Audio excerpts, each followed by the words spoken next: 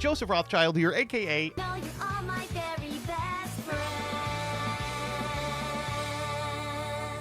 and we are back with another thread. Today, folks, we are talking about banned cards. Specifically, some of the worst banned cards in Yu-Gi-Oh's history. And when I say worst, I'm not talking about things like Luster Dragon #2, banned for weird Duel Links specific reasons, or things like Self-Destruct Button, banned for tournament policy reasons. I'm talking about cards specifically hit for power level, whose power level was extremely low. Simply put, no frills, no gimmicks. These are the worst cards that Yu-Gi-Oh has ever hit, and I'm going to begin with Reflect Bounder. This card was on the list for a pretty good amount of time, despite the fact that it does nothing. If this card is being attacked by an opponent's monster, if it was attack positioned at the start of the damage step, you can inflict damage to your opponent equal to the attacking monster's attack, and then destroy this card after damage calculation. The concept is it's kind of like Magic Cylinder and a critical piece in a deck that does some burn. The downside to this card is it's defeated by reading. It's not if this card is in battle. It's if it's being attacked.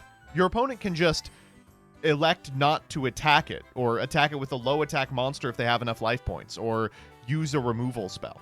So let's see what you all came up with. Law's got a great one. The Protector of the Sanctuary says your opponent can't draw cards except during draw phases. Now, this has had a couple of stints of fringe playability because it creates some funny situations with cards like Disturbance Strategy. This was a totally theoretical hit. It was banned because it could hand rip with like Morphing Jar in 04, but had never been played before being hit. By 2007, they decided that it had been on there long enough and removed it.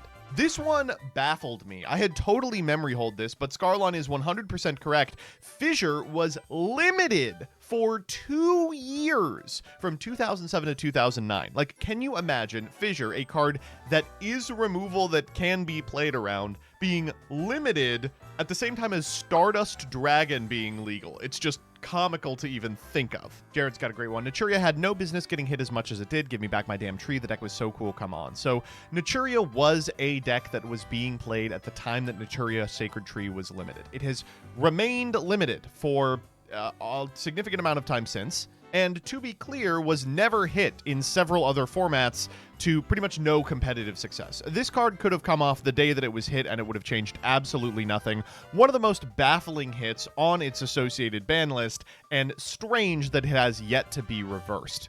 Adam's got probably the correct answer, and I'm not just saying that because he's editing this one. I'm gonna be doing that a little. Shooting Riser Dragon can send a monster from the deck to the graveyard, which is an incredibly powerful effect and puts it at suspect for being hit. At the time, it was sending Fairy Tale Snow, which is an incredibly powerful card. Just one problem, this card wasn't banned.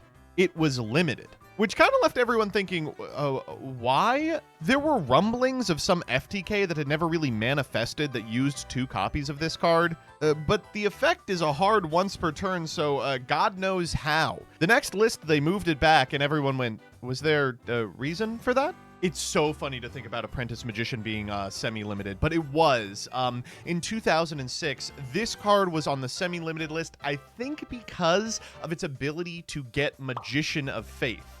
But, like, Magician of Faith wasn't so good that you'd play 3 Apprentice Magician to get to her if it were to be destroyed by battle. Not to mention, during that period, setting a Magician of Faith as a known quantity puts you in a really rough situation against targeted removal and, God forbid, knock. Just really strange for sure. I remember playing this in a Monarch deck because it was hard to get rid of all the copies in your strategy. I don't know about this one. I really don't know. I remember seeing Magical Stone Excavation on the ban list as a child and thinking, oh, this makes sense. You can like minus yourself to get back Pot of Greed, or like a Trunade to reset all of your once per turns in the decks that were trying to Magical Explosion you out of the game. But in practice, this card was really not that instrumental in that deck, and importantly, I don't think would have changed too much at 3 copies.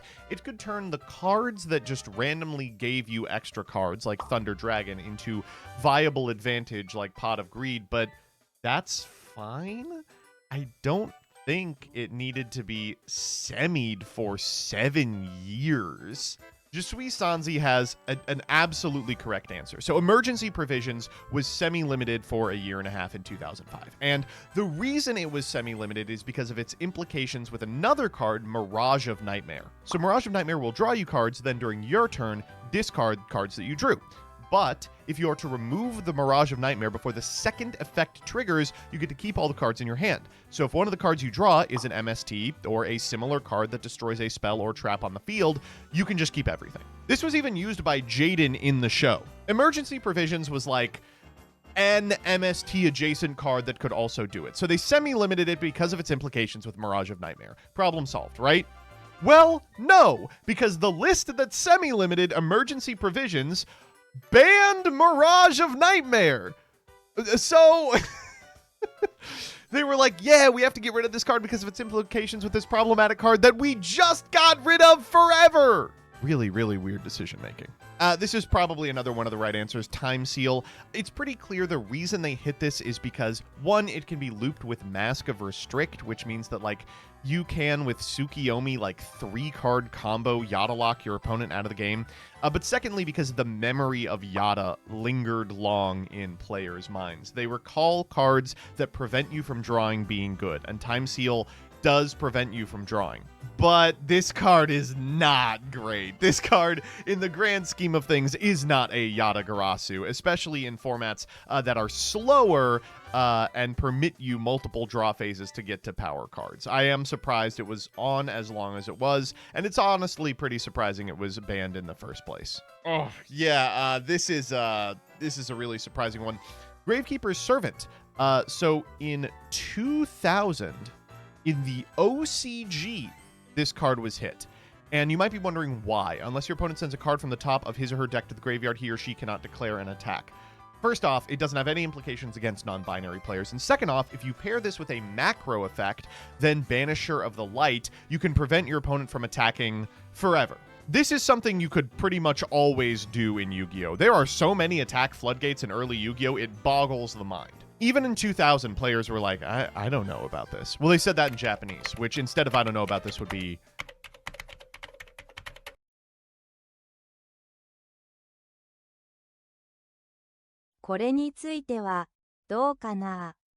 Why? United We Stand was on the list for a long time. I mean, and I won't lie, it was an all-right card, but it wasn't this all-right. Between United We Stand and Mage Power, obviously Mage Power was the more powerful, and that's because you can just set a whole bunch of cards willy-nilly, whereas getting monsters on your side of the field took time when United We Stand was being considered for play. There's an implication with Scapegoat, which can just buff it by like 4,000, and I think that's probably why they limited it, but I certainly don't think that interaction is enough to warrant how long it was on the list. This one I don't get. Fedkinator's got another great one. This card is still limited. Sunvine Healer was touched as part of the Hits to Plant Link years ago. The concept, I think, was that it had implications for the time rules because it performs a heal, but that never really held. The first time the combo was done, you would play 2, but it can be replaced with a copy of Thrasher, and they also hit Dryas in the same list, which prevented you from doing the combo they used 2 anyway. It was really... Hopping over to Bluesky for a little bit, I have to shout out Saws on this one. Symbol of Heritage, absolutely correct. Now, the concept is that Symbol of Heritage can be activated if there are 3 monster cards with the same name in your graveyard. You select one, special it to your side of the field, equip it with this card, and when this card is destroyed, destroy the equipped monster.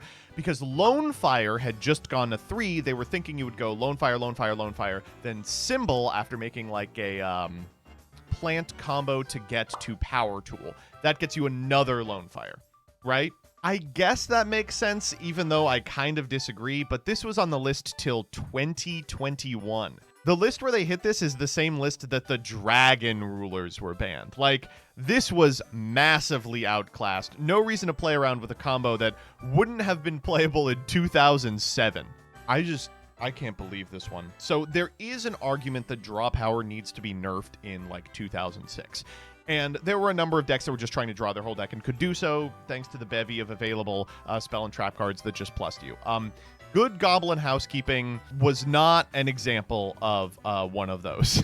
Flip 3 trap cards to draw 2, shuffle 1 back is completely fine. They semied this card. It was there forever!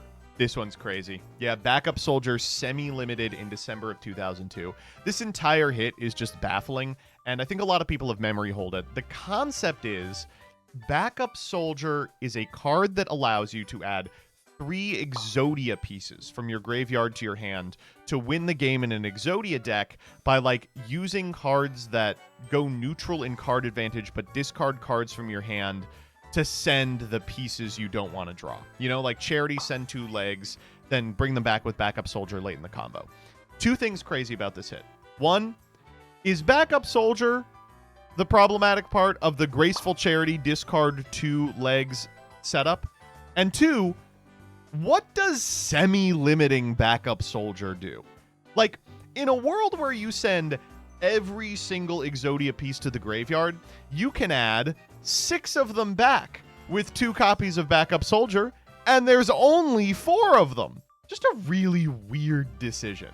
Chick the Yellow is a really, really good answer, despite the fact that it was part of a combo. That combo was so low powered, there was no reason to hit this. So the way Chick the Yellow works is it allows you to take a card on the field and return that target to the hand.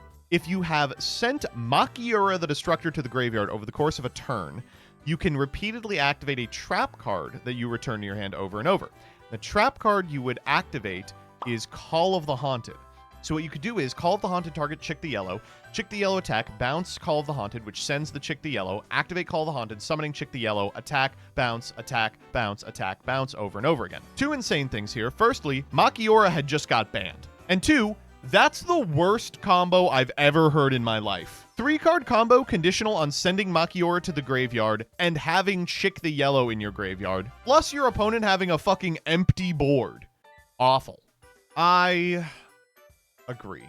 Injection Fairy Lily is one of those cards that was hit, and then you think like, you know, this card actually isn't very good. There's a couple of decks that like do stupid little Megamorph shenanigans with this card, but in general, it is just a get off of rat that gets over a guy at the cost of so much life points it really doesn't matter. Yeah, man, I think I do have to give a shout out to Slate Warrior. In January of 2003, this card was hit. This card can be a 24 if it is flip summoned, but if you attack it while face down, it does just die. It's kind of a hard sell in a format that like included Zombira, like guys that were over 1900 without having to jump through hoops. That said, it was popular among those who played the video games. 1, because it was a video game promo, and 2, because it was powerful in the video games. This one baffles me. Transmigration Prophecy was on the list for 7 years. Trap card that says target 2 cards of the graveyard, shuffle those targets into the deck.